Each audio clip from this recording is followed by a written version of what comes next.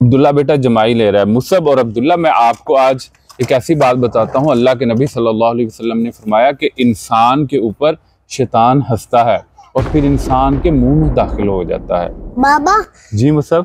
شیطان ہم پڑھاتے تھا کہ ہمارے بیلی کے اندر کیوں چلا جاتا ہے؟ جی مصعب بیٹا ہم سے کچھ پوچھ رہا ہے۔ وَأَمَّا التَّثَاؤُبُ فَإِنَّمَا هُوَ مِنَ الشَّيْطَانِ، جو جمائی ہے یہ شیطان کی طرف سے ہوتی ہے۔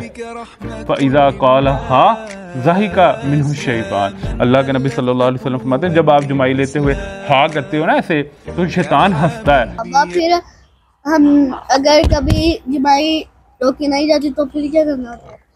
جی اللہ کے نبی صلی اللہ علیہ وسلم اس کے بارے میں فرماتے ہیں اذا تصاوب احدکم فلیمسک بیدہ علی فیہ، جب آپ کو جمائی آئے گی نا آپ نے اپنا ہاتھ ایسے منہ کے اوپر رکھنا ہے اور جمائی کو روکنا ہے۔